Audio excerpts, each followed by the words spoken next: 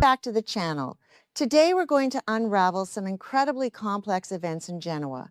Rumors are circulating around the Newman family, but what's the truth? In this video, I'll summarize the plot points that will be revealed in the next episode. Stay tuned to see what happens. Welcome back to the channel, everyone. Today is a fantastic day to dive deep into the latest Genoa City drama. We have so much to unpack, and we are absolutely thrilled to share our thoughts with all of you. Grab your favorite snack, get comfortable, and let's get right into the thick of it. I cannot believe they actually went there. I am sitting here typing furiously after watching the latest developments, and my mind is completely blown. We need to talk about this immediately because the sheer audacity of what is happening in Genoa City right now is off the charts. I am practically vibrating with excitement and frustration all at once. Are we finally, genuinely going to see Victor Newman pay for his crimes? Because if the writers back out of this now, I am going to riot. I have been watching this show for years, and I have seen Victor get away with literal murder, kidnapping, extortion, you name it. But this time feels entirely different. The walls are closing in, and the Abbotts are finally fighting back with the exact same ruthless energy that Victor has used against them for decades. And I am absolutely here for IT. Let's jump right into the absolute masterpiece of a scene that was Kyle Abbott marching into that prison to visit Patty Williams. Can we just take a moment to appreciate Kyle's evolution as a character? Remember when he was just a whiny, entitled kid who didn't know which side to stand on? Yeah, those days are long gone. The way he walked into that visitor's room looking like a man on an absolute mission gave me chills. Patty is sitting there, probably expecting him to yell or scream or show how much she hurt them. But Kyle was ice cold. He played it perfectly. He didn't give her the satisfaction of seeing him break down. Instead, he used the absolute best weapon he had in his arsenal, the truth. And the truth is that Patty completely and utterly failed in her twisted mission. So Patty is sitting there in her prison jumpsuit, and she actually has the nerve to act like Kyle isn't the husband she expected, making her little delusional comments as if she has any right to judge anyone. But Kyle shuts it down immediately. He leans in and drops the ultimate bomb. Diane Jenkins Abbott is alive and well. The digitalis poisoning, it didn't work. I literally screamed at my screen. Kyle looks this psychotic woman dead in the eye and tells her that Diane has been successfully treated for the digitalis poisoning and that Jack Abbott is currently busy enjoying a blissfully happy reunion with the love of his life. The satisfaction I felt, Patty thought she had one. She thought she had permanently removed Diane from the picture and that Jack would somehow magically fall into her arms. The sheer delusion of this woman is staggering. But watching Kyle shatter that delusion piece by piece was pure television gold. And Patty's reaction, oh my God, it was everything I wanted and more. She was absolutely furious. You could see the rage bubbling up inside her as the reality set in. Jack and Diane are happy. They are together, and Patty is locked in a cage where she belongs. This is exactly the opposite of the outcome Patty wanted. She sacrificed her freedom, she poisoned a woman, she stabbed Jack, all for absolutely nothing. Kyle gloating about it was just the cherry on top. He wanted her to know that she cannot break the eternal bond between Jack and Diane. Am I the only one who thinks this is the best kind of revenge? Not violence, but simply living well and making sure your enemy knows they failed completely. I know some people are loving the action-packed stuff, but personally, this psychological warfare is where Y&R truly shines. Wait, I'm getting ahead of myself. The gloating wasn't even the best part of Kyle's visit to the prison. Okay, back to the point. Kyle didn't just go there to rub salt in the wound. He went there with a strategic master plan. Because Kyle knows exactly who is really responsible for this entire nightmare, Victor Newman. Kyle knows Victor funded Patty. Victor brought her back to town. Victor set this whole catastrophic chain of events in motion. So what does Kyle do? He uses Patty's rage and redirects it. He actually tries to convince Patty to turn against Victor. I mean, brilliant. He tells her that she's going down anyway. She's already caught and facing life behind bars. So why not seek help to take the puppet master down with her? Why should Victor sit in his fancy ranch while Patty rots in a cell? It makes perfect sense, and I am praying that Patty takes the bait. The enemy of my enemy is my friend, right? And while Kyle is playing for D-chess in prison, let's talk about the Abbott women back at the mansion. Can we just celebrate this glorious moment of female empowerment? The weekly promo showed Lauren Fenmore Baldwin drinking and celebrating with Ashley Abbott and Tracy Abbott, and they agreed to make Lauren an honorary Abbott. I love this so much.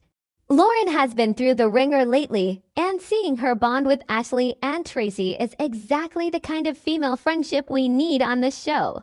They are raising their glasses, and you just know they are toasting to survival, to family, and to taking down the people who tried to destroy them. It's such a warm, triumphant moment amidst all the dark, heavy drama that has been suffocating Genoa City lately. But let's be real, this celebration isn't just about surviving. It's about winning, because we know Ashley Abbott has been doing her own digging. Ashley found the paper trail. She found the financial records linking Victor Newman to Dr. Markham and Patty's plastic surgery. So when Ashley, Tracy, and Lauren are clinking glasses, they are toasting to the impending downfall of the mustache. I've been watching since 2015, and this is the best thing they've done with the Abbott family dynamics in years. They are united, they are smart, and they have the receipts. Victor thinks he is untouchable, but Ashley has the literal bank statements proving he funded a domestic terrorist. Good luck explaining that to the authorities, Victor. This brings me to Billy Abbott and his incredibly relatable conversation with Kyle. The weekly promo also showed Billy complaining about how Victor is this massive target that everyone always seems to miss. And honestly, Billy is so real for that. How many times have we seen Victor cornered, only to somehow slither his way out of it because the GCPD is incompetent, or someone makes a stupid mistake? Billy is voicing the frustration of the entire fandom. We are all exhausted by Victor's plot armor. But then Cal looks at him with this fierce, burning determination and insists that it won't happen this time.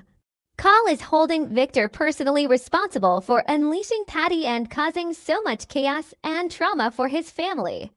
Cal says Victor is going to pay if his plan works out. And let me tell you, I am rooting for Cal's plan with every fiber of my being. Billy asks Kyle what these plans are, and I am literally on the edge of my seat waiting to hear the details. What is the Abbott family about to unleash? Are they going to use Ashley's financial evidence combined with Patty's testimony to finally put Victor in handcuffs? I mean, think about it. If Patty testifies that Victor paid her to ruin Jack's life, and Ashley provides the bank transfers, Victor has absolutely no way out. The Abbotts are mobilizing, and it is a beautiful sight to behold. They aren't just reacting anymore, they are on the offensive. And it is about damn time someone put Victor in his place. Meanwhile, across town, the Newman family is an absolute mess, as usual. Because of course they are. Let's pivot to Adam Newman and Chelsea Lawson for a second. Adam goes to Victor to present this big, ambitious plan to rebuild Newman Media alongside Chelsea. Adam is actually trying to do things the right way for once. He's asking for 6 months to execute their vision and rebuild the company's reputation. It's a reasonable request. It's smart business, but what does Victor do? He immediately shoots it down and demands that things be done his way. He gives Adam the only offer on the table and stresses that it's a take it or leave it situation. I am so frustrated with Victor. Why does Victor always have to sabotage his own children? He claims he wants them to succeed. He claims he wants a family dynasty. But the second one of them shows any initiative or independent thought, he crushes it.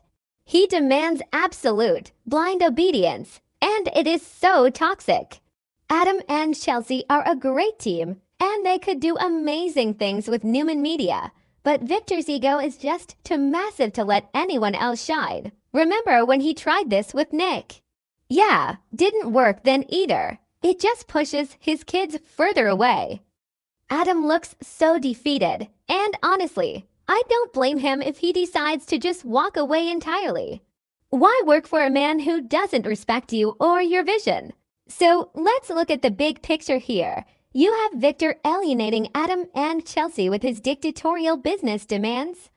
You have Victoria furious with him over Nikki's health crisis. You have Nick spiraling out of control. And on the outside, you have the entire Abbott family, armed with financial proof and a vengeful Patty Williams, actively plotting his demise. The decline of Victor Newman is happening right before our eyes. The discussions about his downfall aren't just wishful thinking anymore. They are becoming a reality.